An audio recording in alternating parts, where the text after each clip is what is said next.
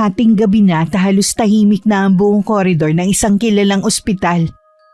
Gayunpaman, may ilan pa rin pasyente at bantay na nakatambay sa bawat pasilyong daraanan ng isang magandang doktora. Nagmamadali siyang pumunta sa banyo para maghilamos. Dahil pakiramdam niya nanlalagkit ang mukha niya. Habang nakatitig sa salamin, bigla na lang siyang nakaramdam ng kakaiba. Tumulo ang dugo mula sa kanyang ilong. Agad niya itong pinunasan. Ngunit hindi ito huminto. Ilang sandali pa sumakit ang magkabilang sulok ng kanyang mga mata. Kinuskus niya ang mga to. Ngunit nang imulat niya ang kanyang mga mata, may isang maliit na bagay na nahulog mula roon. Dinampot niya ito gamit ang nanginginig na mga daliri.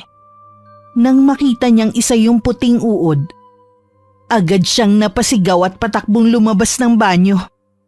Ang bawat makakita sa babae ay pawang natakot at nasusuka na. Parang naaagnas na bangkay ang amoy ng doktora. Pinagpiestahan na rin siya ng iba't ibang mga insekto. Gaya ng malalaking gagamba at mga langaw na walang humpay sa paglabas sa buo niyang katawan. Bago tuluyang malagutan ng hininga, isang anino ang kanyang nakita. Maraming salamat sa napaka-perpekto mong gawa. Kaya lang, kailangan mong pagbayaran ng sakit na ibinigay mo sa akin. Patas na tayo ngayon.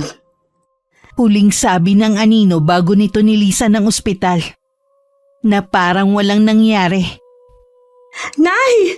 Nakikita ko na ang lugar! Manong driver, dito na lang kami. Hindi na kami papasok sa looban. Huminto ang sinasakyan nilang tricycle sa mismong tapat ng arko ng baryo. Bumaba ang mag-ina upang lakarin na lang ang mabakundaan papasok. Walang kibong iniabot ni Aling Trining kay Dina ang 2 bag na kulay asul.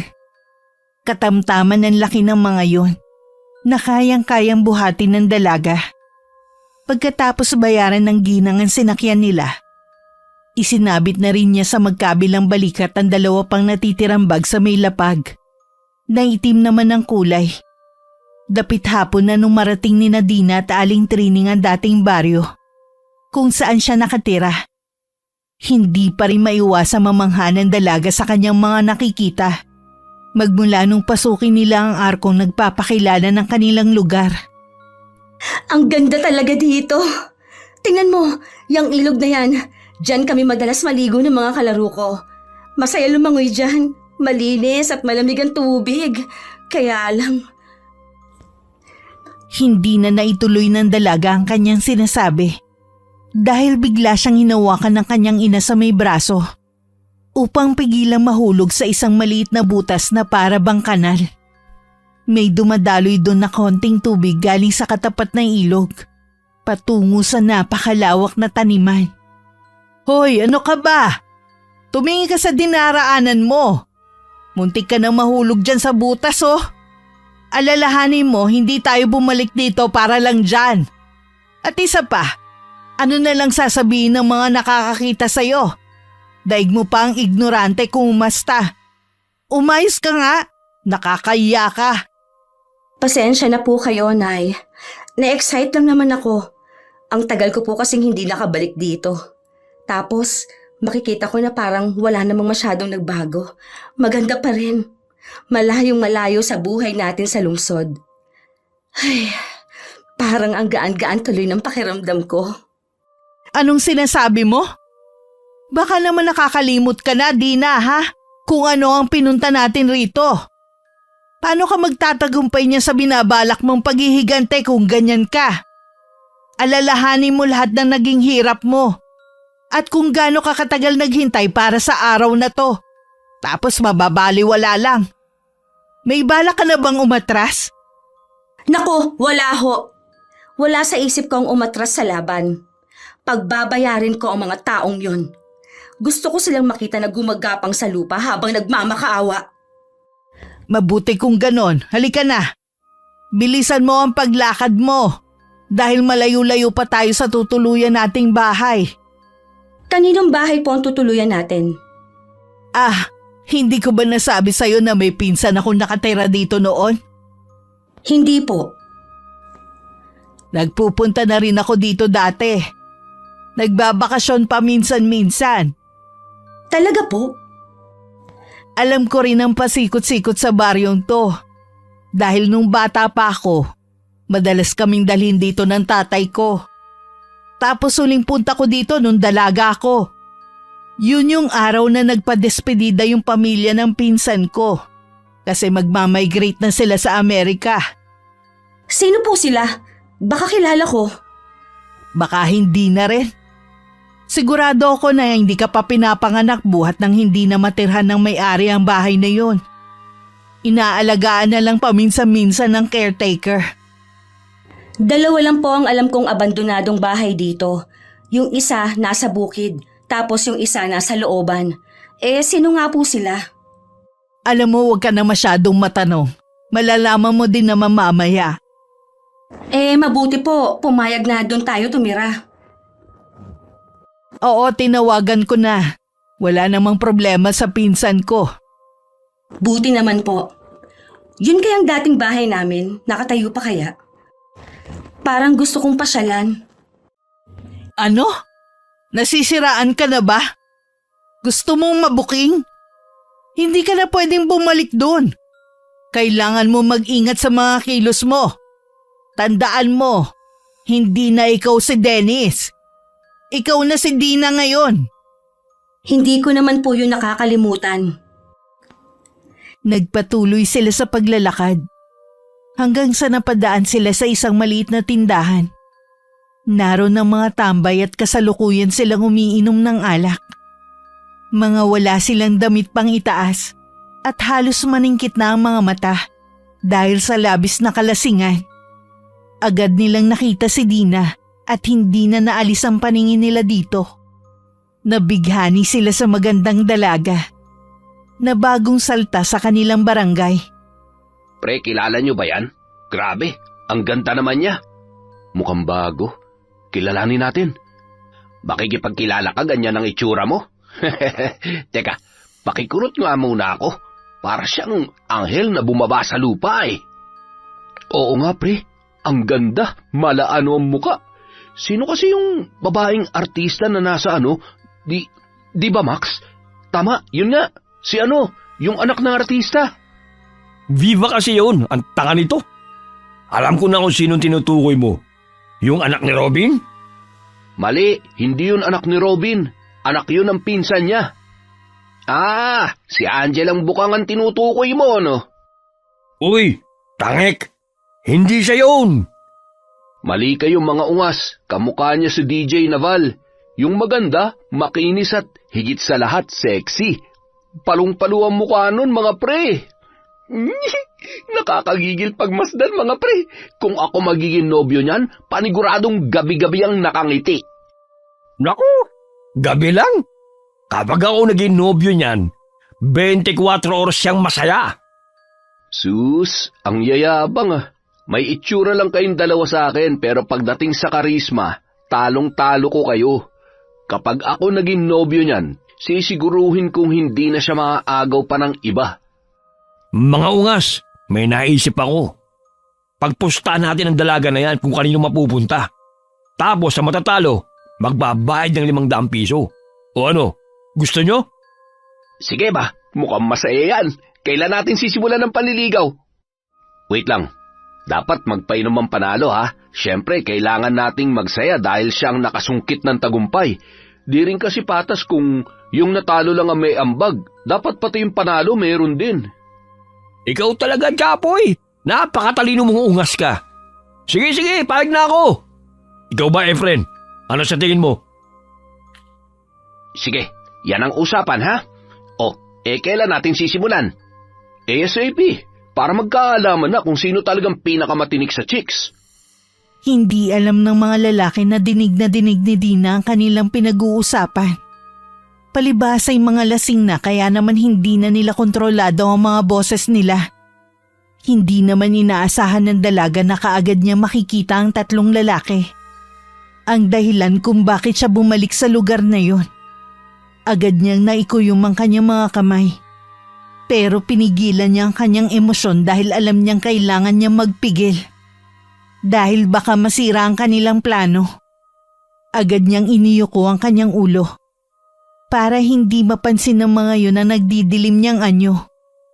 Nilampasan na lang nila ang 3 lalaki. Hindi ko akalaing makikita ko sila kaagad. Sila ba ang tinutukoy mo? Sila nga po.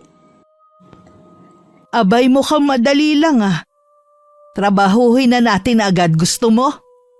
Kayang-kaya natin yan ng isang gabi lang. Hindi po, Nay. Mas maganda yung gugulatin sila. Tingnan ko lang kung ano ang magiging reaksyon nila kapag nalaman nilang nagbalik na ako. Humanda talaga yung mga tarantado na yan. Lintik lang ang walang gante. Samantala, labis naman nabighani si Eko sa dalagang dumaan sa kanilang harap. Habang sinusundan niya ng tingin ng babae, bigla siyang nagpaalam sa kanyang mga kasama. Sandali lang. Uuwi na muna ako. Uy, agad-agad? Bakit? Pabayaan mo na yan. Baka natatae. Pambihira. Akala mo ngayon lang nakakita ng maganda. Sige na, umuwi ka na at baka sumabog ka pa sa gigil. Tuloy ang tawanan ng dalawa habang si Eko naman ay hindi na sumagot. Tahimik siyang umalis. Patuloy na sinusundan ng tingin ng dalaga. Habang may kakaibang ningning sa kanyang mga mata. Para bang may bumalot na matinding pagnanasa at pagkasabik sa kanyang dibdib. Habang papalayo siya, nagkatinginan sina Japoy at Efren. Nagkibit balikat at nagpatuloy sa kanilang inuman. Pagkauwi sa kanilang bahay, agad niyang hinanap ang kanyang ina na si Aling Bibet. Isang kilalang manggagamot sa kanilang lugar. Nay, may magandang balita ako sa'yo. Ano na naman ba yan, Eko? Pambihira kang bata ka. Ano bang nangyari sa'yo? Amoy chiko ka na naman. Nanay naman nagagalit na kaagad. Ano ba kasi ang sasabihin mo? Nakita ko na po. Nakita ko ng babaeng nakalaan para sa akin. Nako, lasing ka na naman, Eko. Ano na naman bang kalokohan to? Maniwala ka, Nay. Malapit na ako magkaasawa kasi nakita ko na siya. Ewan ko sa'yo. Ako nga'y tigil-tigilan mo, ha? Alam ko yung mga tingin mo na yan. May gusto ka na namang ipagawang kalokohan sa akin, ano? Sige na, tulungan mo ko. Alam mo, kung may gusto kang babae, ligawan mo na lang. Huwag mo akong idadamay sa mga ganyang kalokohan mo. Alam mo namang ayaw na ayaw ko nang gawin ang mga ganyan. Kaya tigilan mo ako. Diyan ka na nga tagluluto pa ako. Baka mamaya masunog. Pero huli na po to. Sige na. Wala nang pero-pero. Ihanda mo na ang mga plato at na makakain na tayo. Napahilamos na lamang sa sarili mukha ang binata. Dahil mukhang ayaw makisakay ng kanyang ina. Napapaisip tuloy siya kung kaya ba niya talagang manligaw at maunahan ng 2 kapustahan niya sa bagong saltang dalaga. Mula pa kasi noon kapag nagkakagusto siya sa mga babae, ang kanyang ina nagiging takbuhan niya. May kaalaman kasi ito sa panggagayuma. Kaya madali lang para sa kanya na mapasagot ang mga babaeng nagugustuhan niya. Samantala nang makarating naman ng mag-ina sa tutuluyang bahay, labis na namang hasidina sa kanyang nakita. Ang tinutukoy pala nitong bahay ay ang bahay ng dating pinakamayaman sa kanilang baryo noon. Ito pala yun. Alam mo ba, Nay? Mabait ang may-ari ng bahay na to dati. Palagi namimigay ng pamasko sa mga bata noon. Mayaman kasi Kaya noon madalas kami dito. Tumigil ka na nga sa pagkukwento ng nakaraan mo. Makukompromiso niya ng plano natin Sakay hindi ako interesado.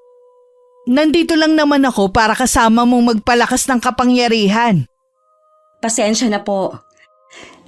Paano nga po pala tayo makakapasok dyan sa loob? Nakakandado ang gate. Buiset, lintik na. Susi lang sa bahay ang meron tayo Mabuti pa, maghanap ka ng bato dyan. Subukan natin sirain. Anong kukunin? Mag-focus ka nga. Pambihira ka talaga. Ako na ang maghahanap. Diyan ka lang. Bantayan mo yung mga gamit natin. Habang naghahanap ng batong magagamit ang ginang, ay naiwan naman ang dalaga na nakaupo sa may tabi ng gate. Sakto namang papauwi na nun ang binatang si Japoy. Uy, ganda, ikaw pala. Anong ginagawa mo dyan? May problema ba? Wala naman. Ito lang, di namin mabuksan kasi nawala yung susi. Ba't nag-iisa ka? Nasaan yung kasama mo kanina? Naghahanap ng bato, pangwasak namin dito. Nako, madali lang yan. Teka, uwi lang muna ako sa bahay namin at kukuha ako ng gamit. Tutulungan ko kayong mabuksan yung gate. Ganun ba? O sige, kung ganun salamat. Pagkaalis ni Japoy, siya namang paglapit ni Aling Trining na may bit-bit na bato. Ba't ka nilapitan ng lalaking yun? Nakilala ka ba? Hindi po. Nagmamagandang loob. Tutulungan daw tayo sa pagbubukas ng gate. Sila na mismong lumalapit sa'yo. Pero tandaan mo, wag na wag kang magpapadala sa ipinapakita nilang kabutihan sa'yo. Masisira ang lahat ng plano natin. Opo, hindi ko naman po nakakalimutan yun. Saka natatawa nga ako eh. Kasi mukhang kaya ko silang pahagatin lahat sa bitag. Sinimulan ng pukpukin ni Aling Trining ang kandado. Pero ayaw pa rin itong bumukas. Pagkaraan ng ilang minuto, bumalik si Japoy na may bit-bit na malaking cutter. Ako na pong bahala dyan. Kayang-kaya ko na po yan. Itinigil na ni Aling Trining ang pagpukpok nang marinig niya magsalita ang binata. Hinayaan na niya kay Japoy ang pagbubukas nun. Sa totoo lang pagod na rin siya at gusto na magpahinga. Nang mabuksan na nila ang kalawanging gate, pumasok sila sa loob ng bahay at agad na hinanap ang switch ng ilaw. Nakasunod sa kanila si Japoy. Akalain mo yun? Ilang taon nang walang nakatira dito pero meron pa rin kuryente. Malaki pala talagang bahay na to Sayang lang at matagal na naging abandonado. Hoy iho, bakit naman sumunod ka rito sa loob? May nagpapasok ba sa'yo dito ha? Nay, huwag mo nang pagalitan. Ano nga palang pangalan mo? Ako si Japoy. Pasensya na, curious lang po kasi ako. Di ko na malayan na pumasok na pala kayo. Pasensya na ulit, lalabas na po ako. Sandali lang. Salamat nga pala sa pagtulong mo ha. Siguro kung hindi ka dumating baka sa labas kami matulog. Wala po yun, mabuti nga't natsyempuhan ko kayo. Mamaya pa nga po sana ang uwi ko kaso parang may humihila sa akin papunta dito Samantala habang nag-uusap sina Aling Trining at Japoy, si Dina naman ay tahimik na inaalis ang mga puting tela na nakatakip sa mga kagamitang inabutan nila. 5 minuto na rin ang nakakalipas nung makapasok sila sa loob ng bahay. Ilang sandali pa'y bigla na lang tumunog ang tiyan ng dalaga. Hiyang-hiyaman sa kanilang bisita. Hindi naman niya maitago ang gutom na kanyang nararamdaman ng mga oras na yun. Pagpasensyahan mo na ang anak ko ha. Marahil gutom na talaga siya Nakalimutan na naming bumili ng makakain kahit sa tindahan man lang.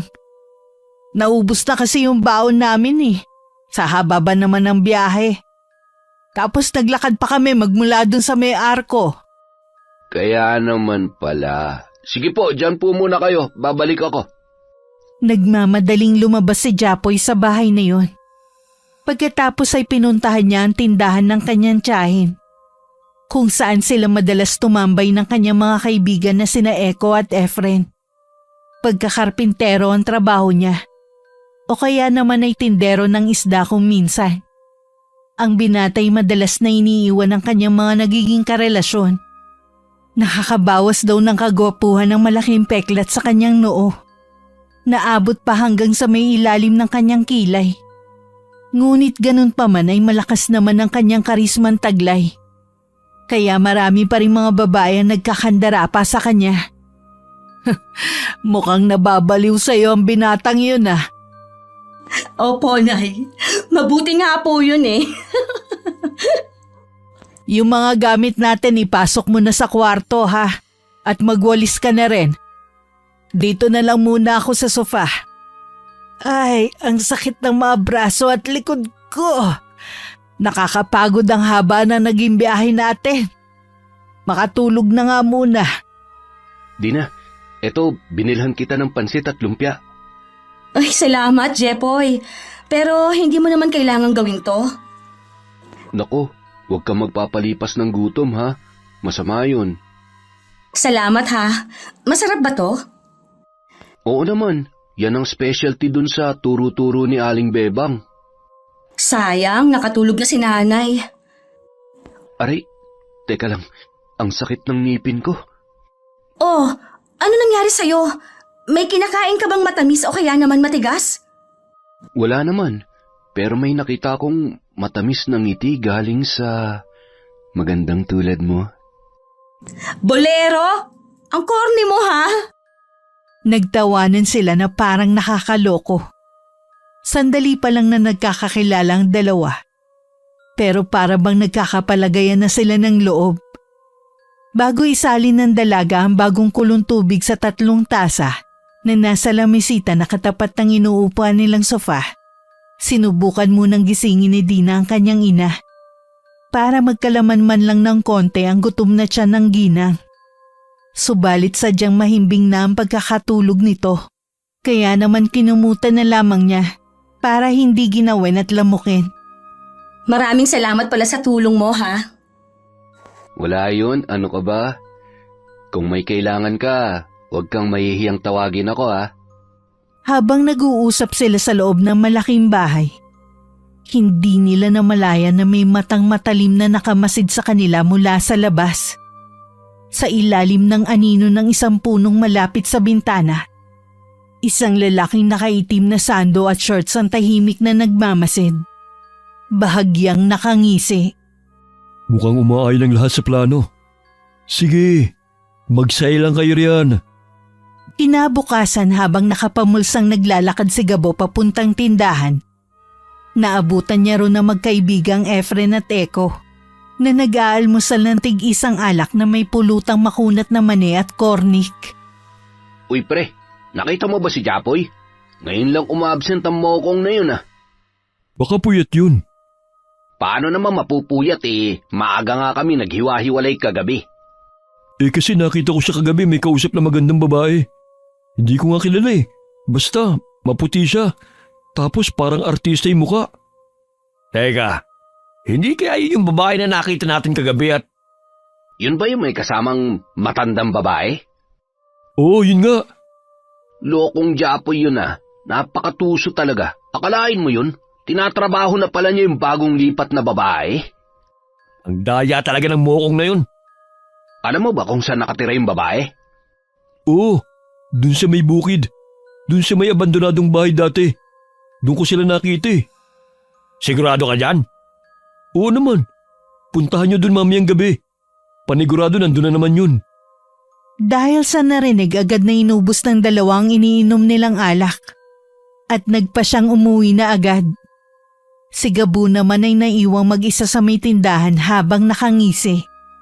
Pagsapit ng gabi pinuntahan muna nila si Japoy sa bahay niya.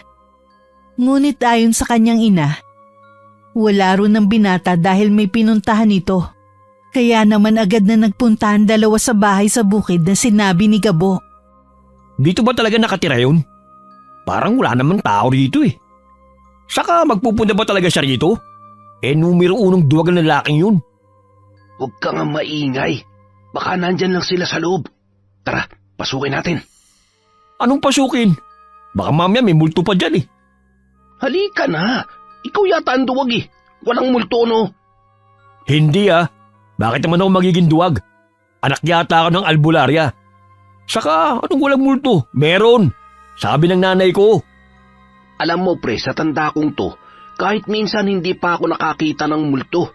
Pati ang kulam o barang, hindi ako naniniwala sa ganyan. Sabi pa nga nila dati, may aswang daw na pag-alagala rito. Nako, Sa dami ng buntis dito, wala akong nakita o nabalitaan man lang na nilapa ng aswang. Kaya, tigil-tigilan mo ako sa kalokohan mong yan. Alam ko naman na yan lang ang ikinabubuhay niyo mag-ina, kaya naman hindi ako nagsasalita ng kung ano-ano. Uy pre, personal na yan ah. Pasensya ka na pre. Gusto lang kitang gisingin sa katotohanan na walang ganyan. Sa panahon kasi ngayon, hindi na uso yung mga ganyan. Kwento lang yan ng matatanda. Sabi mo eh. Dahan-dahan silang pumasok sa loob ng bahay. Pumwesto si Efren malapit sa bintana, habang si Eko naman ay sumandal sa pader malapit sa pintuan. Pre, wala naman yata talagang tao rito eh. Tignan mo, ang dilim. Uy, manahimik ka nga dyan. Mabuti pa silipin mo kung andyan na. Inuunahan na naman tayo ng ulul na yun eh. Hindi kaya pinagtitripa lang tayo ni Gabo? Kung wala talagang Japoy na lilitaw ngayon, at kung hindi dito nakatira yung babae, makakatikim sa akin yung Gabo na yun. Eka, ano yun? Anong ano yun? Napano ka? Ba't ganyan ka makatingin? May multo yata sa likod mo. May dumana nino. Huwag mo nga akong pinaglololo ko. Babatukan talaga kita eh. Kanina ka pa dyan eh. Ang mabuti pa, umuwi na tayo. Masama ang kutob ko. Parang may nagmamasid sa atin kanina pa eh. O sige na. Kumbinsido talaga ako na ginago tayo ni Gabo. Di na talaga nagtanda yun. Humanda siya sa akin. Pagkaalis ng dalawa, lumabas mula sa kanilang pinagtataguan sina Gabo at Dina. Tawang-tawa sa nangyari.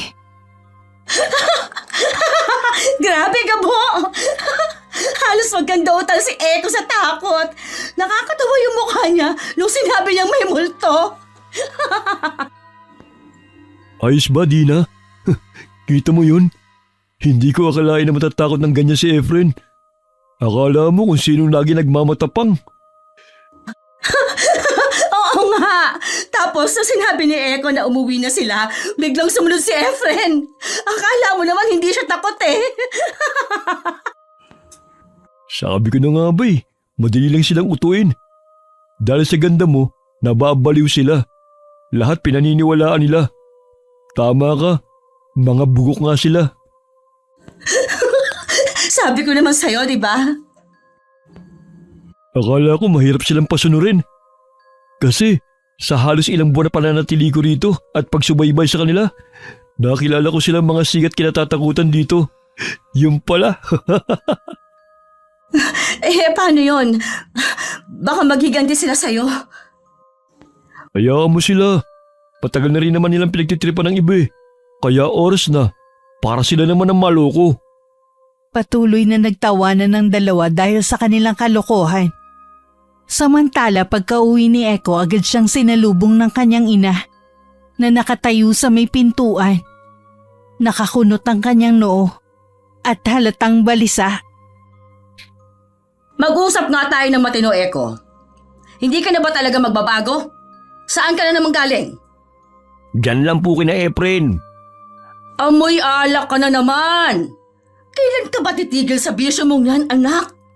Sakit na nga aabutin mo sa ginagawa mo. At saka, isa pa, pwede ba? Magbago ka na ng barkada. Iwasan mo na yan si Efren na yan. Wala namang magandang idinudulot sa iyong pakikipagkaibigan mo sa kanya. Nay, ano na naman ba? Paulit-ulit na lang tayo sa usapang to eh. Wala namang masama sa pakikibarkada o kay Efren. Wala raw masama. Anak, halos gabi-gabi ka nang nasa labas, umuuwi kang amoy alak. Saka pwede ba akong makiusap sa'yo? Maski ilang araw lang, dumito ka na muna sa bahay. Po? Hindi pwede. Anong hindi pwede? Eko, maski ngayon lang. May kakaiba kasi ako nararamdaman sa paligid. Parang may malakas na puwersa. Isang panganib. Iyan na naman tayo eh. Nananakot na naman kayo para mapasunod niyo ako. Hindi ako nananakot. Kinakabahan talaga ako buhat kahapon. Ayan kasi, kape kayo ng kape. Kaya palagi kayong kinakabahan. Hindi ito biro, anak. Bukod sa panganib na nararamdaman ko, pakiramdam ko, parang may nakasubaybay sa atin. Hindi ko pa alam kung sino o ano. Kaya nakikiusap ako. Iwasan mo muna ang maglabas-labas ng bahay, lalo na sa gabi. Imposible naman yan. Bakit naman nila tayo susubaybayan? Hindi naman tayo teleserye. Aba talagang pilosopo ka. Biglang may malakas na kaluskos mula sa labas. Napatigil silang pareho. Napatitig si Eko sa ina. At kahit hindi siya naniniwala sa mga sinasabi nito, hindi niya maiwasang makaramdam ng panlalamig. Nay, may tao ba sa labas? Sabi sa'yo eh. Ano, naniniwala ka na? Hindi pa ako nagkakamali sa mga kutob ko, kaya sumunod ka na muna. Heto, may ibibigay ako sa'yo. Isuot mo na muna ito. Ano po yan? Kwintas! Ano ba sa tingin mo? Bulag ka na ba? Alam ko pong kwintas yan, pero bakit may bala? Ang bira, mukha naman akong engot dyan. Hindi astig tingnan, baduy. Huwag kang OA! Proteksyon mo ito. Kinuha na lang ng binata ang inabot na kwintas ng kanyang ina na may pendant na 1 piraso ng bala ng baril. Nay, yun nga palang tungkol sa gayuma. Baka naman pwede niyo akong pagbigyan. Baka kasi maunahan ako ni Japoy. Hindi! Ayoko! Pero huli na nga po talaga to. Pakiusap, Nay. Pangako, ito na po talagang huling pabor na hihingin ko sa inyo. Biglang lumuhod ang binata pagkatapos magmakaawa sa kanyang ina. Nagulat naman ang ginang sa ginawa ng anak. Sa buong buhay niya, ngayon lang niya yun nakitang lumuhod at nagsumamo ng ganon. Kaya naiisip ng ina na talagang gustong-gusto nito ang dalagang ayon sa kanya ay bagong salta pa lamang sa lugar nila. Oo siya! Sige! Pero huli na to! Kapag nangulit ka pa sa mga susunod tulad nito, kalimutan mong may nanay ka pa. Akala mo ba'y madali lang ang pinapagawa mo? Buhay at kamatayan rin ang nakasalalay rito. Opo, sigurado po kung ito na ang huli. Maraming salamat po talaga ha. Alam ko namang hindi niyo ako matitiis eh. Kaya mahal na mahal kita eh. Tumahimik ka na riyan! Huwag mo akong dinadaan sa mga ganyang palusot mo, Eko. Dahil kapag hindi ako nakapagtimpi sa kaingayan mo, baka maisipan kong ikaw na lang ang barangin ko. Kahit pa anak kita. Para matahimik na yung bunganga mong walang ginawa, kundi lumaklak ng alak maghapon. Balak niyang barangin ng dalaga. Para ito na mismo ang kusang lumapit sa kanila. Mas madali para sa kanya na mapainom ito ng gayuma. Humahina ang katawan nito. Ilang beses na rin niyang ginawa ito. At kahit kailan hindi pa siya pumapalpak sa ganong gawain. Ang tanging problema niya ay ang kanyang anak. Madaling magsawa pagdating sa babae. Minsan nagsisisi rin siya. Ngunit hindi niya magawang tanggihan ito dahil siya na lang ang natitira sa kanyang buhay. Isa pa, gusto na rin niya matagpuan ng anak ang babaeng makakapagpatino rito. Habang nag-uusap ang mag-ina, isang itim na nilalang ang tahimik na nakikinig sa kanilang usapan. Nakatayo ito sa tabi ng kanilang bahay. Hindi kumikilos. Hindi nagsasalita. Pagsapit ng 2:00 ng madaling araw, nakarinig ng malalakas na pagkatok ang mag-ina. Sino nandyan? Nakikiusap kami sa inyo. Baka pwedeng patuloyin niyo kami sandali. Ano bang kailangan nyo? Ipapagamot ko sana ang anak ko. Masama po ang lagay niya. Hindi ako tumatanggap ng pasyente o bisita sa ganitong oras. Mabuti pa, bumalik na lang kayo mamaya kapag sumikat na ang araw. Nakikiusap ako.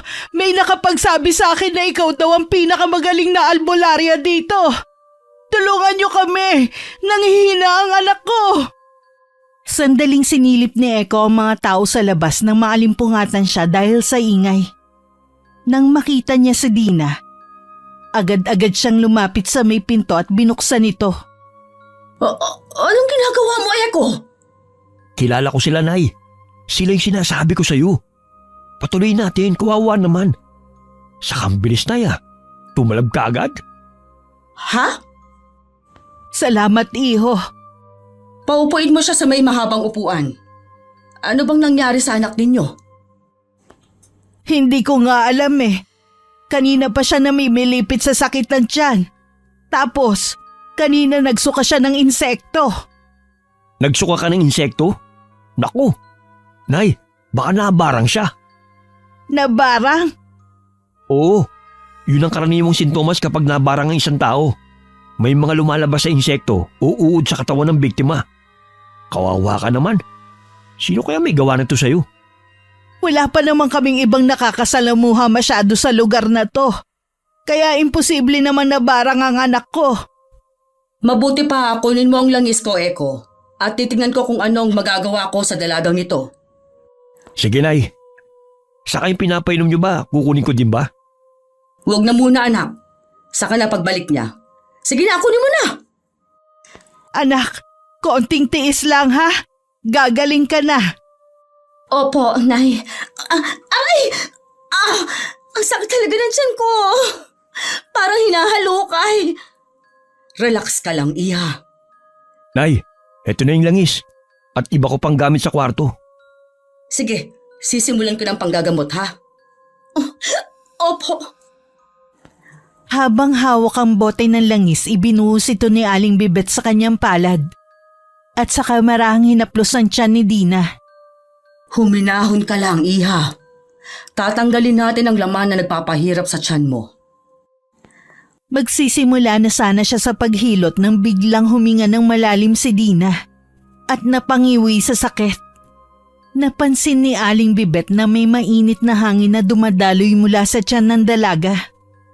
Mukhang may nakain kang hindi mo dapat kinain. Pero huwag ka mag-alala. Magagamot kita. Kinuha niya ang isang maliit na bote na may lamang dagta ng halamang gamot. Saka ibinuhos ang konte sa kanyang kamay at dinagdagan ng langis. Dahan-dahan niyang pinisil at minasahe ang paligid ng pusod ni Dina habang bumubulong ng dasal. Ang init! Parang may gumagalaw sa loob ng tiyan ko. Pakiusap, alisin niyo na. Alisin mo na dahil hindi ko na kaya. Maya-maya pa pinindot ni Aling Bibet ang isang bahagi ng tiyan ni Dina. Biglang napasuka ang dalaga. Kasabay nito isang mapait at madilaw na likido ang lumabas mula sa kanyang bibig. Ayan, lumalabas na ang kinain mo. Pagkatapos niyan, painumin mo siya ng tubig para guminhawa ang kanyang pakiramdam. Tinapik ni Aling Trining ang likod ng anak niya habang patuloy itong sumusuka. Unti-unti namang gumaan ang pakiramdam ni Dina. O ano, kumusta na ang pakiramdam mo? Hindi na siya masyadong masakit. Ay, salamat naman. Ano po bang nangyari sa akin? May gustong bumarang sa'yo at idinaan yon sa pagkain. Sino naman ang gagawa sa akin nun? Yung lalaking tumulong sa atin na magbukas ng gate.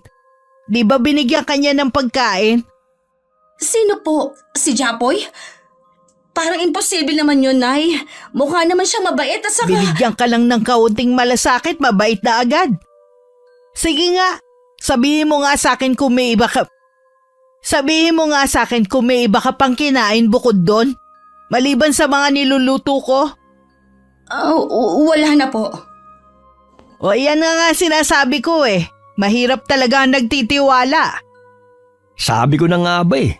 Kaya pala hindi nagpapakita sa amin ang ungas na yun eh. May ginagawa palang kalokohan. Kaya mo miss, kapag nagkita kami, uupakan ko talaga yun para sa'yo. Tumigil ka nga! Ay naman eh, pinapaya mo naman ako sa kanila eh. Ang sa akin lang naman po, maski kaibigan ko pa yung lokong yun, hindi ko siya sasantuhin kung talagang siya may gawa nito kay Dina. Isa pa! Babatuhin talaga kita ng tsinelas dyan! Kahit ano pang ginawa nila sa dalagang ito, wala ka sa lugar para sabihin yan. Hindi nga tayo sigurado kung siya nga ang may gawa. Wala namang ibang gagawa nung kundi ang binatang yon. Siya lang naman na nagbigay ng pagkain sa anak ko nung gabing dumating kami rito. Sabi ko na eh, hindi talaga mapagkakatiwalaan ng hilat siya ng pagmumukha ng taong yon. Huminahon po kayo. Huwag tayo basta-bastang nagbibintang.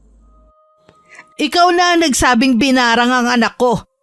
Tapos gusto mo huminahon ako? Sigurado ako na yung Japoy na yun ang may gawa nito. Ano bang intensyon niya para pahirapan ang anak ko ng ganito? Nay, tama na po. Nakakahiya na po sa kanila. Magaling na ang anak mo. Mabuti pa umuwi na kayo para makapagpahinga siya. Maraming salamat po sa inyo. Oh, ito ang bayad namin sa ginawa ninyong pabor para sa anak ko. May kagaspangang sabi ni Aling Trining bago inabot sa manggagamot ang 300 piso. Napakunot ang noo ni Aling Bibet dahil sa inasta ng ginang. Hindi ako tumatanggap ng bayad o pera. Kunin mo na yan. Ayaw niyo ng pera, kayong bahala. Tayo na, Dina. Ihahatid ko na po kayo. Ay, wag na. Kaya na namin. Natahimik na lang at napakamot sa kanyang ulo ang binata nang marinig ang magaspang na pagsaway sa kanya ni Aling Trining. Kaya naman hinayaan na lang niya ang dalawa at tinanaw na lamang ito habang paalis. Tingnan mo. Sila na nga ang tinulungan, sila pa ang galit. Nay, kailan naman gagana yung gayuma? Anong gayuma? Hindi mo pinainom ng gayuma? Hindi ko gusto ang babaeng yon para sa'yo, Eko. Lalo na yung nanay. Ayoko! Nay naman eh. Akala ko pa naman ikaw na talagang bumarang sa kanya. Para siya nang kusa lumapit tapos hindi pala. Ano nangyari?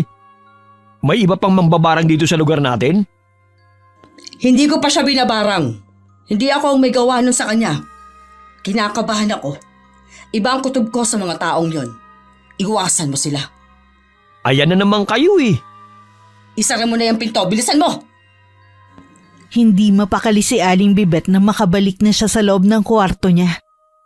Ilang beses niyang pinag-isipan ng mga nangyari kanina. May naramdaman siyang mabigat na presensya nang papasukin ni Eko ang mag-ina sa kanilang bahay. Mas lalo siyang naguluhan na ganun lang kadaling nawala ang sumpa ng barang sa katawan ng dalaga. Ang mga ganong kaso kadalasan ay nagtatagal ang gamutan at sobrang delikado. Alam din niya sa kanyang sarili na pangkaraniwang langis at katas ng halamang gamot lang ang ginamit niya kanina sa panggagamot. Napuno ng maraming tanong ang isip niya. Samantala nang makarating sa bahay ang mag-ina, naabutan na nila sa loob ng bahay si Gabo. Mabuti naman nakauwi na kayo. Ano? Kumusta lakad nyo? Mukha namang napasakay na namin ni nanay ang utu-utong si Eko. Galit na siya kay Japoy. Bakit ba kasi pinatatagal mo pa?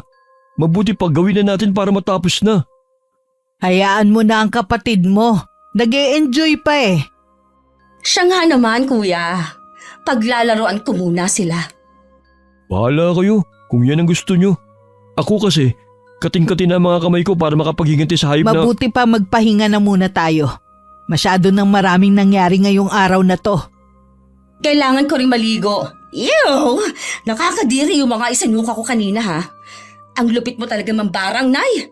Ganun pala yung pakiramdam. Oo, pero hindi na dapat maulit yon, anak. Kasi baka mapahamak ka na. Delikado talaga yung ginawa nating yon. Mabuti na lang hindi ka tinanggihan ng albularya na yon. Sa palagay ko, hindi talaga albularya ang babaeng yon. Hindi nga niya nakita kanina na ikaw ang may gawa sa akin ng barang eh. Hindi talaga siya totoong albularya. Po? Naamoy ko siya, iha. Isa rin siyang mambabarang. Kaya mag-iingat ka sa kanya. Hindi natin alam kung gaano siya kalakas. Kung ganon, posible ba na... Oo, posibleng pinag-iisipan na tayo nun ng masama ngayon. Kaya kailangan natin mag-ingat. Opo. Ako nang bahala magbantay sa kanila. Pero yung plano, kung maaari gawin na natin na mas mabilis para matapos na. Sige. Siya nga pala, mamaya Gabo. Samahan mo muna ako dun sa gubat. May mga sangkap lang akong dapat na kunin para dun sa babarangin natin. Ikaw naman, Dina. Pumirme ka lang dito muna sa bahay natin, ha? Opo. Habang maghapong nasa bahay, hindi mapakali si Dina. Kahit alam niyang sinabi ng ina na huwag lumabas, Hindi niya matiis ang pagkainip. Sa loob ng kanilang bahay, napansin niya ang ilang lumang garapon na nakatambak sa isang sulok. Agad siyang nakaisip ng gagawin. Kinuha niya ang mga to at lumabas sa likod bahay. Sinuyod niya ang lupa at hinanap ang mga gumagapang na insekto. Mga gagamba, uod at kahit maliliit na butike. Isa-isa niya yung hinuli at maingat na isinilid sa mga garapon. Nang makapuno na siya ng ilang garapon, bumalik siya sa loob at inilagay ang mga to sa kanilang hapag. Mula sa kanyang kinauupuan, sinimulan niyang pagmasdan ng mga nilalang sa loob. Kawawa naman kayo. Wala na kayong magagawa. Nakakulong na kayo, di ba? Itinapat ni Dina ang kanyang muka sa bawat garapon at sinimulang bulungan ng mga insekto. Huwag kayong mag-alala. Hindi ko kayo papatayin hanggat hindi ko pa kayo kailangan. Kinuha niya ang isang garapon na may malaking gagamba at marahang inalugto. Nakita niya nagpupumilit itong kumapit dito. Napatawa siya ng malakas. Kayo ang magiging sundalo ko. Maghanda kayo dahil may misyon kayong gagawin para sa akin. Patuloy niyang kinakausap ang mga insekto. Waring baliw sa kanyang sariling mundo. Hindi niya napansin ang oras. At hindi rin niya namalayang may isang pares ng matang lihim na nagmamasid sa kanya mula sa siwang ng bintana. Dumidilim na at wala pa rin sina Aling Trining at Gabo. Habang nakaupo sa harapan ng kanilang bahay, naramdaman niya ang gutom. Ano ba naman to? Ang tagal nila. Wala man lang silang iniwan na pagkain para sa hapunan. Napatingin siya sa mga garapon ng insekto sa mesa. Sinilip niya ang mga gumagapang na uod at gagamba sa loob nun. Ngunit agad siyang napairap. Hindi pa ako ganun kagutom para kainin kayo. Wala siyang ibang pagpipilian kundi lumabas at maghanap ng mabibilhan ng pagkain. Tahimik ang paligid. Tanging mga huni ng kuliglig at alulong ng aso ang maririnig. Habang naglalakad sa kalsada patungong tindahan, naramdaman niyang parang may sumusunod sa kanya. Napalingon siya pero walang tao. Muli siyang nagpatuloy sa paglalakad. Pero ngayon mas binilisan na niya. Guni-guni ko lang yun. Baka dahil sa gutom. Ilang beses din siyang napatigil at lingon hanggang sa natanaw na niya ang tindahan. Ba't naman kasi kalayo-layo ng tindahan sa bahay? Sabihin ko nga kay nanay na kami nalang magpatayo ng tindahan para hindi na ako napapalayo. Ay, hindi nga pala kami magtatagal dito. Habang papalapit sa tindahan, nakita niyang naroon mag-isang umiinom si Efren. Agad na bumili ng pagkain ng dalaga, kape at tinapay. Di pa man niya nakukuha ang kanyang mga pinamili nang may maramdaman siyang humawak sa likod niya. Anong ginawa mo? Sorry, miss. Ang sexy mo kasi. Hindi ko mapigilan. Bastos ka! Naku, pasensya ka na. Ang ganda mo kasi. Tiningnan ko lang kung totoo ba. Anong akala mo sa akin? Peke? Hindi. Pasensya ka na talaga. Subukan mo pang gawin ulit yan. Makakatikim ka na sa pak. Paalis na sana si Dina, pero biglang bumuhos ang malakas na ulan. Napamura ang dalaga. Ay, ang malas ka naman talaga, oh. May payong ako dito. Kung gusto mo, ihahatid na kita para hindi ka mabasa ng ulan. Wag na. Nakainom ka pa naman. Saka, hindi ako nagpapahatid sa bastos. Baka mamaya gahasain mo ako sa daan. Grabe ka naman. Huwag ka mag-alala. Hindi naman ako masamang tao. Tanungin mo pa yung tindera. Di ba, ate? Hindi naman ako bad. Sige na nga. Kesa naman mabasa ako ng ulan. Pero siguraduhin mo ha, huwag kang gagawa ng kalokohan. Oo, promise. Halika na. Sukob ka na sa payong ko, Miss Ganda. Habang naglalakad sila pauwi sa bahay ni Nadina, Lalong lumakas ang buhos ng ulan at hangin kaya medyo nabasa sila. Panay ang sulyap ni Efren sa kasamang babae. Hindi niya maiwasang mapansin kung paano kumakapit ang basang damit nito sa kanyang katawan. Ngumisi siya pero hindi niya pinahalata. Malamig, no? Mas lalo pa yatang lalakas ang buhos ng ulan na to. Pabigla-bigla naman. Oo nga eh. Pero ayos na din yon. Haya na yung bahay namin. Mabuti na rin yung nakauwi ka agad. Kaya nga, tama. Gusto mo bang pumasok muna? Total, basa ka na rin. May tuwalya naman ako sa loob. Talaga? Sige, kung okay lang sa'yo. Binuksan ni Dina ang pinto at mabilis silang pumasok. Kaagad napansin ni Efren ang katahimikan sa loob ng bahay. Wala kang kasama? Wala. May pinuntahan yung nanay ko. Diyan ka lang muna ha. Kukunin ko lang yung tuwalya. Mabilis na tinungo ni Dina ang kusina, kung saan niya iniwan ang mga garapon. Itinago niya yun sa ligtas na lugar, kung saan hindi makikita ng binata. Pagbalik niya, bitbit na niya ang tuwalya at iniabot yun sa lalaki. Ang ginaw, no? Oo nga eh. Di bale, nagpainit ako ng tubig para makapagkape ka man lang. Pasasalamat ko sa paghatid mo sa akin. Naku, wala yun. Pero salamat ha. Hindi ko tatanggihan yung kape na yan. Mabuti naman. Ha? Anong sabi mo? Wala. Ako nga pala si Efren. Ikaw, anong pangalan mo? Dina. May sasabihin sana ako sa'yo. Sana huwag kang magagalit, Dina. Ano yon? Gusto sana kitang ligawan, pero kung hindi ka pa ready, okay lang naman. Basta gusto ko lang ipaalam sa'yo. Saglit na natahimik si Dina. Sa loob-loob niya tila umaayon na ang pagkakataon sa kanilang plano.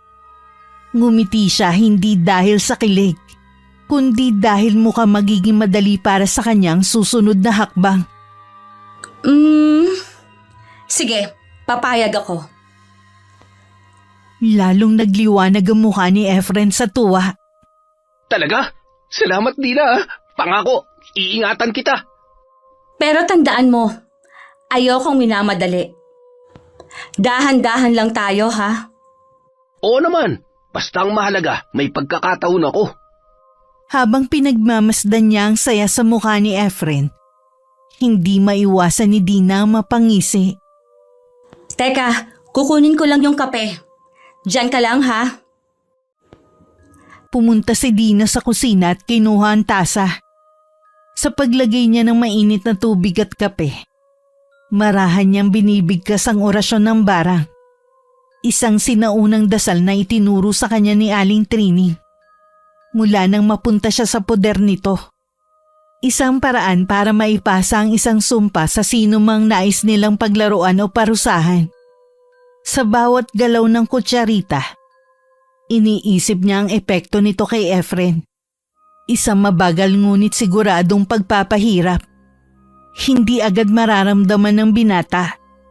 Ngunit sa sandaling lumamig ang kape sa kanyang sikmura, dun na magsisimula ang sumpa. Kinuha niya ang isang garapon na may lamang insekto at nilagyan niya ng isang pirasong uod, gagamba at alupihan ng kape.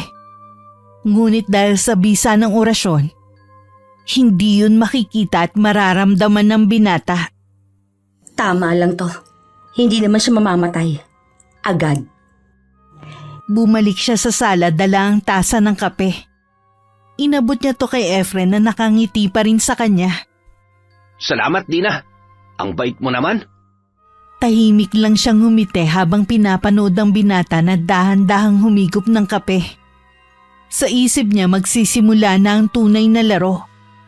Habang umiinom, sinimulan na rin nila magkwentuhan. Biglang dumating si Aling Trini. Sino na naman yung kasama mo, Dina? Bakit ka nagpapasok ng ibang tao dito sa loob ng bahay? Ano ka ba naman? Hinatid lang naman niya ako, Nay. Kanina, nung pumunta ako sa tindahan. Wala kasi akong dalang payong eh. Hindi ka pa ba natuto? Bakit ang dali mong magtiwala sa tao? Pinakitaan ka lang ng mabuti eh. Paano kung katulad yan nung Japoy na nambarang sa'yo? Teka, binarang ka ni Japoy? Hindi ko alam. Ewan. Oo, mambabarang ang lalaking yon. Namimilipit sa sakitan siya ng anak ko kagabi at nagsusuka ng uod at insekto. Ipinagamot ko nga yan dun sa albularya. Sino nga ba yun?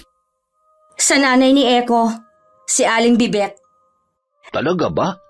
Ungas talaga yung Japoy na yun. Talaga bang ginawa niya yun sa'yo? At sa tingin mo ba nagsisinungaling ako? Hindi lang po kasi ako makapaniwala. Hindi ko alam na kayang gawin yun ni Japoy eh. Hayaan na natin yon, Nay. Importante, magaling naman na ako. Humanda sa akin yung ungas na yun. Kaya siguro hindi nagpapakita sa amin. Kasi may ginagawa na palang kalokohan. Naku, huwag mong seryosohin yon. Wala rin namang ebidensya na siya talaga ang may gawa. Baka nagkamali lang si Aling Bibet. Isa pa ang mga yun. Ginagawang pangkabuhayan ng mga may sakit. Huwag ka magpapapaniwala dun. Oo, mataas nga maningil. Di ba, Nay? Oo, mas mahal pa sa doktor. Hayop talaga yun ah. Kaya nga, kung hindi lang talaga namimilipit na sa sakit tong anak ko kagabi, hindi ko yan dadalhin dun eh. Wala lang akong pagpipilian. Tama na yan, Nay. Marunong naman talaga gumamot yung matanda. Pero Dina, paano kung totoo nga binarang ka ni Japoy? Hindi mo ba gustong gumanti? Huwag na, Efren. Hindi ako tulad niya. Naku, wag na wag niyang gagawin sa akin yun. Dahil kung demonyo siya, mas demonyo ako. Lintik lang ang walang ganti. Talaga? Kaya mong tapatan ng pagiging mambabarang niya? Bakit? Di ba tinatablan ng itak o baril ang mga yon? Kaya mong pumatay? Oo naman. Hindi ako nagpapaapi, no? Teka, aray! Biglang sumama ang pakiramdam ni Efren. Napahawak siya bigla sa kanyang sikmura. Bakit parang sumakit bigla ang tiyan ko? Ha? Ano nangyayari sa'yo? Parang may gumagalaw sa loob ng tiyan ko. Nagtama ang tingin ni Nadina at Aling Trini. Alam nilang nagsisimula ng umepekto ang barang. Bigla siyang nagsimulang magsuka. Unay laway lang. Pero kasunod nito lumabas ang mga maliliit na insekto at uod sa kanyang bibig. Napasigaw si Efren sa matinding takot at sakit. Diyos ko! Dina! Kunin mo yung langis na iginamot sa'yo ni Aling Bibet! Agad namang sumunod si Dina at dinala ang isang maliit na bote ng langis. Hindi ako albularyo pero subukan natin to. Ito lang yung iginamot sa anak ko. Muling nagkatinginan ng mag-ina. Hinilod ni Aling Trining ang tiyan ng binata at unti-unting humupa ang sakit na nararamdaman ni Efren. Medyo ayos na po ako. Salamat po. Siguro dapat ka nang umuwi at magpahinga, iho. Pawisan at nanghihina tumangulang si Efren. Dahan-dahan siyang tumayo. Nanginginig pa rin ang mga tuhod. Opo, uuwi na muna ako. Salamat sa inyo. Habang palabas ng bahay si Efren, lihim na napangisi si Dina. Samantala sa bahay ni na Eko, inis na inis ang binata habang panay ang tingin sa orasan. Maya-maya'y lumangit-ngit ng kanilang pinto. Pumasok ang kanyang ina na kanina pa niya hinihintay. Nay, ano ba naman yan? Pinagbuhala mo ko lumabas ng bahay tapos kayo naman palang maglalakwatsa ng bongga. Grabe naman kayo. Manahimik ka! Kailangan kong gumawa ng pangontra sa barang. Ikuha mo ako ng dahon ng anola sa labas. Dalian mo! Nay, relax. Bakit ba parang takot na takot ka? Hay nako! Hindi mo ako maiintindihan! Basta kunin mo na lang yung pinapakuha ko sa'yo! Dahil kapag hindi ako nakagawa ng pangontra, baka pati tayo madamay! Madamay? Saan? Sa mambabarang! Nay, ang OA mo. Eh di ba ikaw na rin nagsabi na walang mas malakas na mambabarang manggagamot sa'yo dito sa baryo? O bakit ngayon natataranta kayo? Huwag kang pakampante. Oo, ako ang dating pinakamalakas, pero ngayon, may iba na. Higit silang mas malakas sa akin. Malupit sila at makapangyarihan.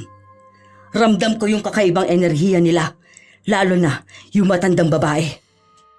Ano bang ibig niyo sabihin? May ibang puwersang naglalaro, Eko. Hindi ito basta-basta barang.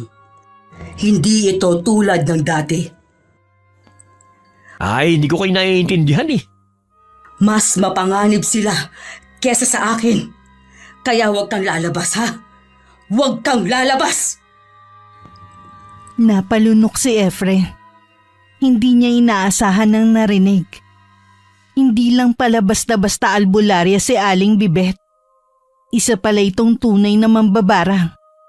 Narinig niya ang pinag-usapan ng mag-ina at hindi siya makapaniwala sa revelasyong yun. Hindi naman niya intensyon na marinig ang pinag-uusapan nila. Gusto lang sana ng binata na magpatingin. At masigurong magaling na siya laban sa barang. Ngunit dahil sa narinig, naisip niya na hindi rin siya makakasigurong ligtas nga siya sa kamay ng matandang babae. Dahan-dahan siyang umatras. Pinipilit na wag gumawa ng kahit anong ingay. Ngunit sa isang iglap, may naramdaman siyang malamig na hangin na dumaan sa batok niya. Putya, ano yun? Bigla niyang narinig ang tinig ni Aling Bibet mula sa loob. Eko, may tao sa labas. Napatigil si Efren. Napatingin siya sa paligid. Mabilis siyang nagtago sa madilim na parte ng bakuran. Nakita niyang sumilip sa pinto ang kaibigan niyang si Eko. Wala naman na eh. Ngunit biglang lumabas si Aling Bibet. Naglakad-lakad dito sa bakuran at pinakikiramdaman ng paligid. Nang bigla siyang may narinig na tila umuungol. Anong ginagawa mo dyan, Efren? Napakapit si Efren sa sikmura niya. Ramdam niyang bumabalik ang sakit. May kung anong bagay ang gumagapang sa kanyang tiyan. Nanginginig siya at napaluhod. Anong ginagawa mo sa akin? Ha? Ikaw bang bumabarang sa akin? Anong sinasabi mo? Huwag ka na magsinungaling. Narinig ko lahat ng pinag-uusapan nyo. Mga demonyo kayo. Mga huwad. Sandali lang, iho. Nagkakamali ka. Hindi ako... Teka, saan ka pupunta? Bumalik ka dito, Efren. Gagamutin ka ni nanay. Gamutin nyo mukha nyo. Mga sinungaling. Kahit namimilipit sa sakit, pinilit niyang lumayo. Nagmamadali siyang naglakad. Halos pasuray-suray sa madilim na daan. Pakiramdam niya'y unti-unting bumibigat ang kanyang mga hakbang. Biglang nanlabo ang kanyang paningin. Ni hindi na siya umabot sa kalsada. Tulong! Sinubukan niyang labanan ng panghihina, pero bigla siyang nahilo. Bumagsak siya sa lupa at nawalan ng malay. Nagising si Efren sa isang madilim na lugar sa gubat. Nakatali ang kanyang mga kamay at paa. Ano nangyayari? Sinubukan niyang kumawala, pero mahigpit ang pagkakagapos sa kanya. Sa gilid ng kanyang paningin may aninong gumalaw. Mabuti naman at gising ka na. Anong ginagawa mo dito? Hindi pa ba obvious? Ikaw? Napansin ni Efren na may hawak na mangkok si Dina. At nang itaas ito ng babae, nanlaki ang kanyang mga mata nang makita ang laman nun. Mga gumagalaw na uod at maliliit na insekto. Hindi. Hindi maaari. Hindi si Aling Bibet ang bumarang sa'yo, Efren. Bumuka ang bibig ni Dina. At mula ron lumabas ang isang mahabang itim na uod na gumapang pababa sa kanyang baba. Ako.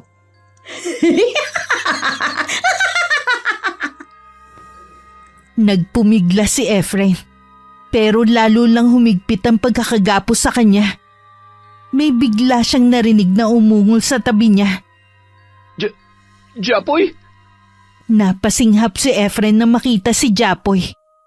Nakasandal to sa isang puno. Nakagapos ang mga kamay at paa at bahagyang nakayuko. Waring wala ng lakas para magsalita. Japoy! Anong ginagawa mo sa kanya, Dina? Dahan-dahang lumapit si Dina. Hawak pa rin ang mangkok na puno ng gumagapang na mga insekto. Sa bawat hakbang niya, tila lalong lumalamig ang paligid. Napansin ni Efren ang kakaibang ningning sa kanyang mga mata. Hindi na yun ang maamong Dina na nakilala niya. Akala mo ba, ikaw lang ang marunong maghigante? Ikaw, si Japoy, lahat kayo, mga traidor! Bumuka muli ang bibig ni Dina. At mula roon, hindi lang isang uod ang lumabas kundi ilang piraso ng itim na uod na gumagapang pababa sa kanyang leeg. Patungo sa kanyang mga kamay. Ipinahid niya yun sa pisngi ni Efren. Dahilan para ito'y mapasigaw sa pandidiri. Dina, tama na! Maawa ka sa akin! Biglang umungol si Japoy, na tila noon lang nagkaroon ng lakas para makapagsalita. Tol, walang hiya ka, Dina! Anong kasalanan namin sa'yo? Bakit? Muling napangisi si Dina. At sa pagkakataong ito, ang kanyang katawan tila hindi na tao. Ang kanyang balat ay nagsimulang nagmantsa ng itim. At ang kanyang mga kuko sa daliri ay humaba ng bahagya. Hindi! Halimaw!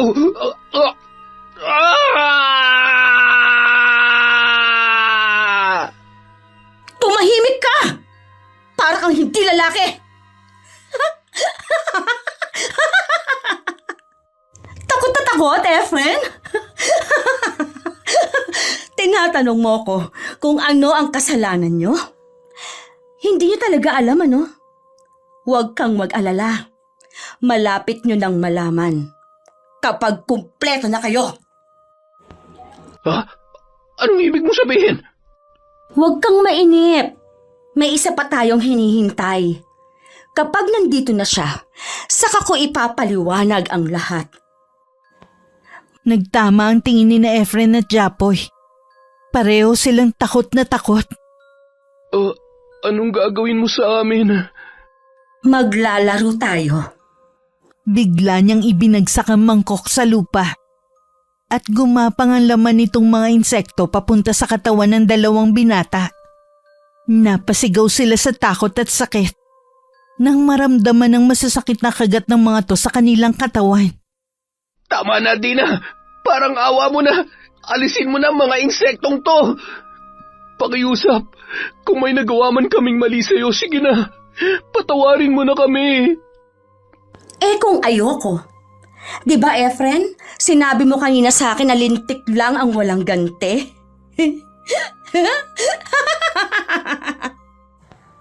Lumapit si Dina kay Efren at dumampot ng isang piraso ng uod sa lupa. Nga!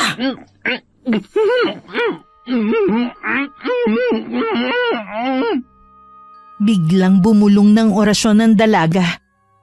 At habang binabanggit niya yon, unti-unting bumuka ang bibig ng binata. Wala siyang magawa. Halos manlaki ang kanyang mga mata nang isubo sa bibig niya ang kumakawag-kawag na uod. Naihina rin siya sa salawal dahil sa takot. At muling nandilim ang kanyang paningin at nawalan siya ng malay. Kinabukasan hindi mapakali si Eko sa kanilang bahay dahil sa nangyari nung gabi. Buking na sila ng kanyang ina, kaya naman natatakot siya sa maaaring mangyari. Nagpasya siyang hanapin si Efren para kausapin ito ng masinsinan at maipaliwanag ang lahat ng maayos. Totoong dating mambabarang ang kanyang ina, pero matagal na itong nagbago. Minsan niya itong nagagamit. Pero yun ay dahil hindi siya kayang tanggihan ng ina sa kanyang mga hiling. Pinuntahan niya ang kaibigan sa bahay nito. Agad siyang nagtanong sa mga kapitbahay ng lalaki. Efren! Efren!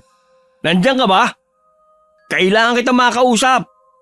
Ngunit walang sumasagot mula sa loob ng bahay. Wala pa yatang tao. Nasaan kaya yung mukong na yun? Agad siyang nagtanong sa mga kapitbahay ng lalaki at nalaman niyang walang tao sa bahay dahil hinahanap ng mga to si Efren. Napag-alaman niyang kagabi pa to hindi umuwi. Biglang kinabahan si Eko. Naglakad-lakad siya at sinubukang hanapin ito sa mga pinagtatambayang lugar. Hanggang makita niya si Gabo. Pare, ba't parang balisa ka? Ano nangyari? Nakita mo ba si Efren? Kagabi parang hindi umuwi eh. Ha? Hindi ko pa siya nakikita mula kahapon eh. Bakit? May nangyari ba? Hindi ko nga alam eh. Basta may kutob akong hindi maganda. Baka naman napasarap lang ng inom sa ibang tropa. Alam mo naman yun. Hindi basta umuwi kapag nalasing. Hindi pre, iba to. Pakiramdam ko may nangyaring masama sa kanya eh. Tara, hanapin natin. Baka nandun lang siya sa ilog o kaya sa gubat. Ha? Bakit naman siya mapupunta ron? Eh malay mo, doon ay inabutan ng antok. Alam mo naman yun, di ba? Mahilig siya mag-trip kapag lasing. Ikaw ang mahilig mag-trip eh. Akala mo nakalimutan ko na yung ginawa mo sa amin ha? Pinapunta mo kami doon sa haunted house. Ito naman oh.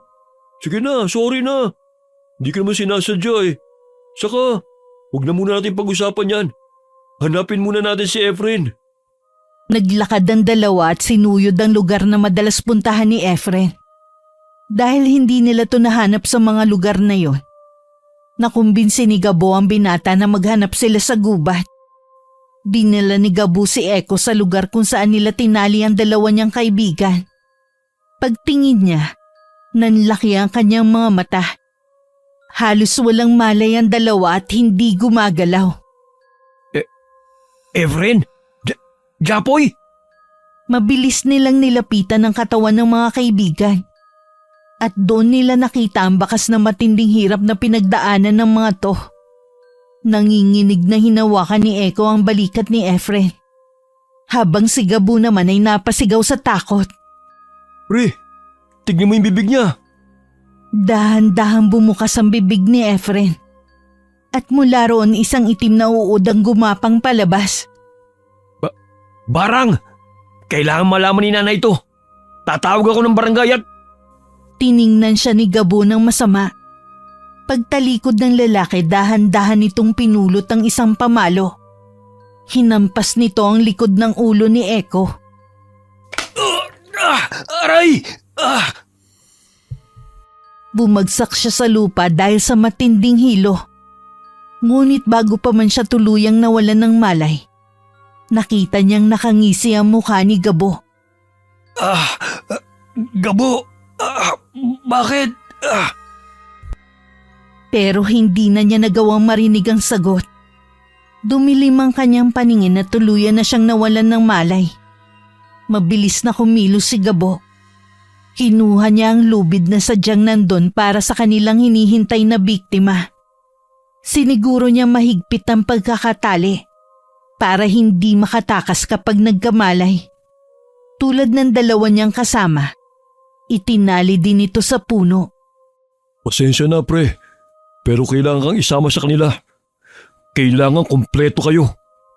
Dumating si Dina. Nakangisi habang pinapanood ang ginagawa ni Gabo. Magaling, Gabo. Magaling.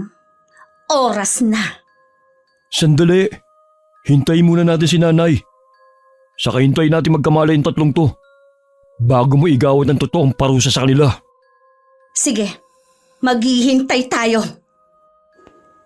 Habang hinihintay nila ang kanilang ina, panay naman ang tingin ni Dina sa tatlo. Hanggang sa nagising si Efren. Nagsisigaw ito pero panay lang ang tawa ni Dina. Nagising na rin ang dalawa. Huwag ka nang sumigaw, Efren. Mabuti naman at gising na kayong tatlo. Gusto niyo bang kumain? Ang sama mo! Ano bang plano mo sa amin? Bakit mo tinatanong? Gusto mo na bang mamatay? Hayop ka, Gabo! Magkakampi kayo? Oo naman. Nagulat ka ba? Sinasabi ko na nga ba hindi ka mapagkakatiwalaan. At ikaw, Dina, ginamot ka pa naman ng nanay ko. Tapos wala kang utang na loob. Huwag mong ipagmalaki ang nanay mong sinungaling. Hindi naman siya ang nakagamot sa akin eh. Palabas lang lahat ng yon. Sino ka ba? Ba't mo ito ginagawa? Hindi niyo na talaga ako maalala? Ako lang to. Yung babaeng kinabaliwan nyo. Huwag mo kami pinaglololoko. Sino ka? Bumalik ako para maghiganti sa inyo. Tandang-tanda ko pa ang araw na yon. Ang araw na pinagtulungan nyo ako. Trinador nyo ako at pinaratangan sa isang kasalanang hindi ko naman ginawa. Pinagkalat nyo sa mga kalaro natin na mangkukulam ang nanay ko. Dahil doon, nagalit ang mga tao sa amin. Sinaktan nila ako. Sa pagkakatanda ko, ikaw, Efren, ang unang bumato sa akin. Tapos kayong dalawa, Eko at Japoy, pinagsisipanin niyo ako. Namatay ang nanay ko sa sama ng loob. Nawalan ako ng magulang ng dahil sa inyo. Dennis? Naaalala mo naman pala eh. Bata pa tayo noon. Hindi pa namin alam ang ginagawa namin. Hindi niyo alam? Hindi niyo alam! Pero ako, alam ko ang ginagawa ko ngayon. Tama na yan, Dina. Gabo, gawin mo na. Biglang sinunggaban ng lalaki si Dina at inilagay sa likod ng mga kamay niya. Nagulat ang dalaga. Mabilis siya nagpumiglas pero mas malakas ang naging kapit sa kanya ng lalaki. Bigla siyang nag-alala sa kakaibang ikinikilos ni Gabo at ng babaeng kumupkop sa kanya ng matagal na panahon. Ang babaeng itinuring at minahal niya bilang isang tunay na ina. Hinigpitan palalo ni Gabo ang hawak. Halos mapangiwi na siya sa sakit. Napatingin si Dina kay Aling Trining. Umaasang may awa itong maipapakita sa kanya. Ngunit nanatili itong nakatayo. Matigas ang ekspresyon. Napasulyap din siya kay Efren, Eko at Japoy. Pero halata ang takot at pagkalito sa kanilang mga muka. Wala silang ideya sa kung ano na ang nangyayari. Napapikit si Dina. Sa pagkakataong yun, alam niyang wala na siyang ligtas. Bitiwan mo ako! Anong balak niyo? Kailangan mo na magbayad, Dennis. Ano? Anong sinasabi mo? Akala mo ba ikaw lang may dahilan para maghiganti? Akala mo ba ikaw lang ang biktima?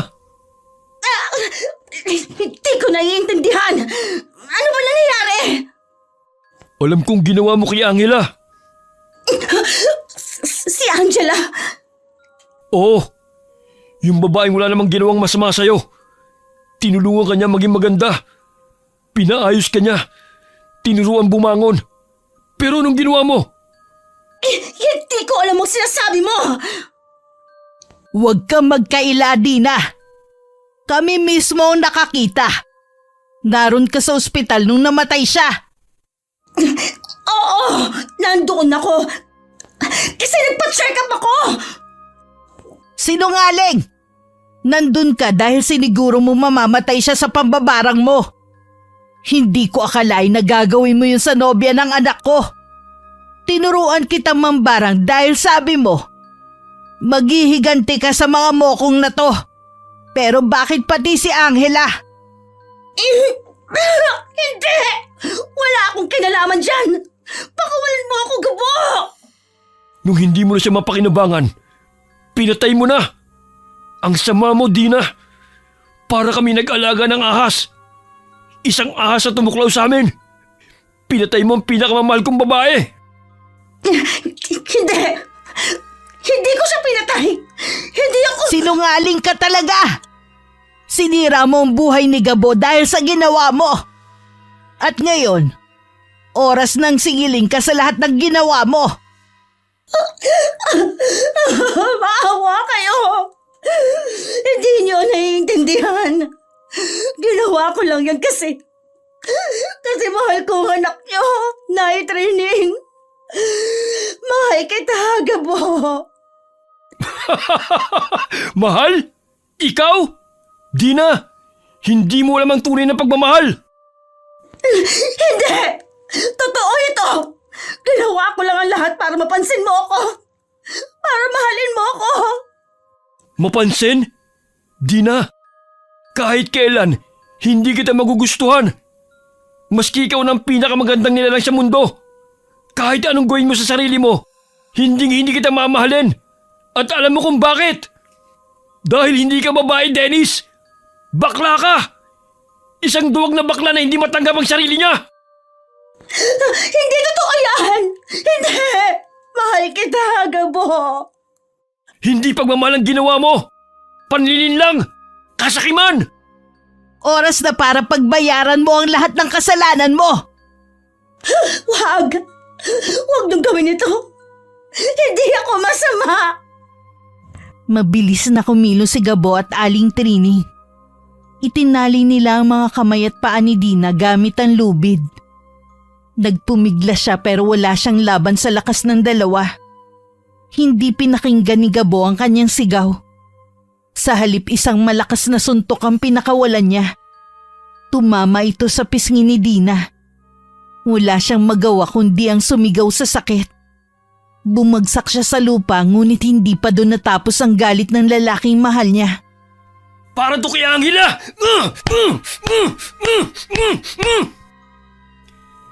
Isa pang suntok, isa pa, at isa pa. Pilit na iniwas ni Dina ang mukha niya. Pero naaabot pa rin yun ng lalaki. Duguan na ang kanyang labi. Nangingilo na ang kanyang mga ngipin at nanlalabo na ang kanyang paningin. Sige lang anak, para sa babaeng minahal mo. Para sa hustisya! Umiiyak na lang siya habang tinatanggap ang bawat suntok at sipa mula kay Gabo. Ang dating matapang at mapaghiganting dalaga. Ngayon isang duguan at mahina ng nilalang. Nakaluhod sa harapan ng kanyang mga naging biktima. Sa kabila ng sakit, isang bagay lang ang naisip ni Dina habang nakatingin kina Efren, Eko at Japoy. Hindi yun ang katapusan na gusto niya. Hindi dapat ganun matapos ang kanyang paghihigante. Napalingon si Gabo kay Aling Trini nang makarinig ng malalakas na sigawan ng mga tao. Mula sa malayo, isang grupo ng mga taga-baryo ang tumatakbo palapit sa kanila. Pinangungunahan yun ni Aling Bibet. Si nanay. Tama na yan! Itigil niyo na yan! Napaatras ang dalawa. Kahit na isang malupit na mambabarang si Aling Trining, alam nilang wala silang laban sa bilang ng mga taong sumusugod. Mabilis silang tumakbo palayo. Habulin niyo! Huwag niyong hayaang makatakas ang dalawang yon! Agad na lumapit ang ginang sa kanyang anak. Kinalagan niya ito ng tali. Ganon din ang ginawa ng ibang tao kina Efren at Japoy. Dahan-dahang lumapit si Aling Bibet kay Dina, na noon ay nakahandusay sa lupa. Mahina at duguan. Inalalayan siya ng matanda. Huwag kang mag-alala. Ligtas ka na. Huwag niyo akong tulungan. Masama akong tao. Ako ang pasimuno ng lahat ng ito. Alam ko. Sinubaybayan kita kaya nalaman ko ang mga binabalak nyo. Kayo, yung sumusunod sa akin. Ako nga. Pero bakit nyo ako tinutulungan? O baka naman papatayin nyo ako? Tulad ng sinabi ko kanina, ligtas ka na. Saka huwag ka mag-alala, gagaling ka. Gagaling kayong lahat. Sa tulong ng mga halamang gamot at mga orasyon ng pagbawi ng barang, unti-unting gumaling na sina Efren, Eko at Japoy. Hindi ito naging madali. Ilang araw silang nagtiis ng matinding sakit. Lalo na't malalim ang tama ng sumpa ni Dina sa kanila. Habang ginagamot ang tatlo, tinutukan din niya ang pagpapagaling sa mga sugat at bugbog ni Dina. At sa bawat pahid ng gamot at sa bawat bigkas ng dasal, isang bagay ang napagtanto ni Dina. Mali ang manatili sa anino ng paghihigante. Dennis, alam namin hindi sapat ang kahit anong salita para burahin ang mga naging kasalanan namin sa'yo. Nagsisisi kami. Mula sa puso namin, humihingi kami ng tawad. Kung kaya lang sana naming ibalik ang nakaraan para itama ang mali. Pero hindi na namin magagawa yun. Tahimik si Dina. Tinitigan ng tatlong lalaking minsan naging bahagi ng pinakamadilim na yugto ng kanyang buhay. Huminga siya ng malalim.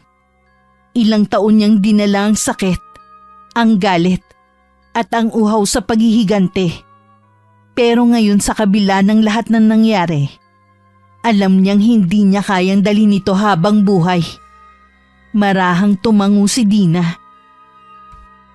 Patawarin niyo rin ako. Napatulala ang tatlo. Hindi nila akalain na maririnig nila yon mula kay Dina. Unti-unting napuno ng luha ang kanilang mga mata. Napaluhod sila at napayuko sa harap niya. Isang mahinhin ngunit taus-pusong ngiti ang lumabas sa labi ni Dina. Sa araw na yon sa harap ng mga taong minsan niyang kinapuotan, natapos ang isang madilim na kabanata. Nagsimula ang isang bagong kwento.